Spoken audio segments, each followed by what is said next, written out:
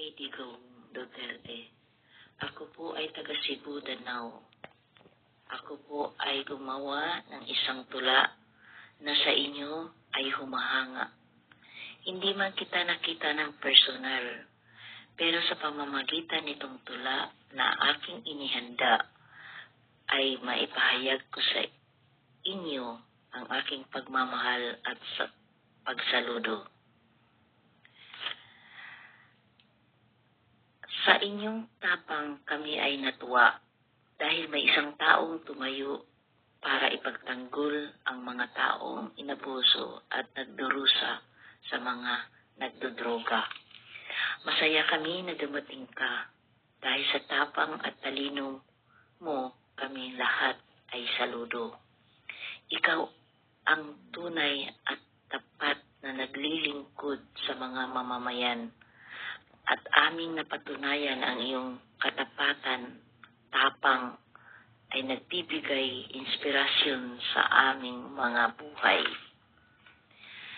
Tatay Digong, buong puso akong nagpapasalamat sa inyo na minsan naming nadama ang iyong kakaiba.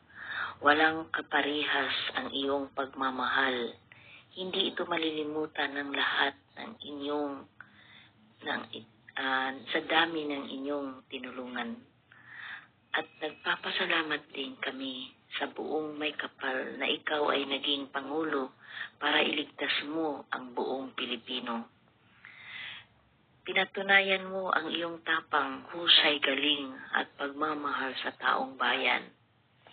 At hindi lang yan, sa tuwing ikaw ay nagpapahayag, kami ay masaya sa mga patawa, sa iyong mga patawa. At ang lahat ay nagiging masaya. Mabuhay ka, Tatay Digong, sa iyong unique na pagkatao. Kami ay napahanga mo. Iba ka talaga. Ikaw lang ang nag-iisa. Ay ikaw ang inspirasyon dapat tularan ng taong mamamayan na buong ng tunay nagmamahal sa buong sambayanan at pinaglaban ang katiwalian, pinaglaban ang karapatan ng taong mamamayan. Saludo ako sa iyo, Tatay Digong, at ang iyong katapatan at pagmamahal sa taong bayan ay walang kaparis at tunay na hinahangaan. Ikaw ang dapat tularan. Mabuhay po kayo. At Tatay Digong, ipag-pray ko po kayo na humaba pa ang buhay nyo at maging masaya palagi. Hanggang dito na lang po ang nagmamahal at sumasaludo sa inyong katapatan, Maria Luisa Rica. Salamat po. Kay Digong Duterte. Ako po ay taga Cebu, Danao. Ako po ay gumawa ng isang tula na sa inyo ay humahanga. Hindi man kita nakita ng personal, pero sa pamamagitan nitong tula na aking inihanda, ay maipahayag ko sa inyo ang aking pagmamahal at pagsaludo. Sa inyong tapang kami ay natuwa dahil may isang taong tumayo para ipagtanggol ang mga taong inabuso at nagdurusa sa mga nagdodroga. Masaya kami na dumating ka dahil sa tapang at talino mo kami lahat ay saludo. Ikaw ang tunay at tapat na naglilingkod sa mga mamamayan at aming napatunayan ang iyong katapatan, tapang ay nagbibigay inspirasyon sa aming mga buhay. Tatay Digong, buong puso akong nagpapasalamat sa inyo na minsan naming nadama ang iyong kakaiba. Walang kaparehas ang iyong pagmamahal.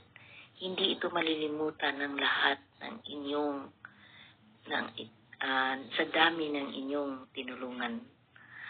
At nagpapasalamat din kami sa buong may kapal na ikaw ay naging Pangulo para iligtas mo ang buong Pilipino.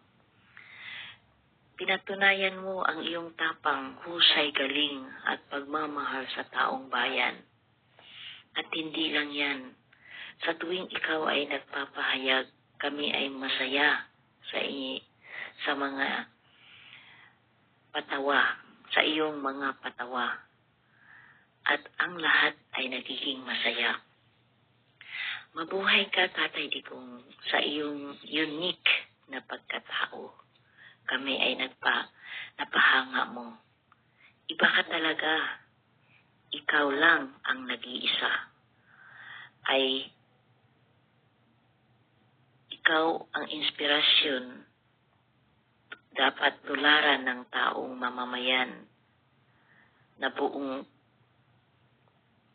ng tunay nagmamahal sa buong sambayanan at pinaglaban ang katiwalian, pinaglaban ang karapatan ng taong mamamayan. Saludo ako sa iyo, Tatay Digong, at ang iyong katapatan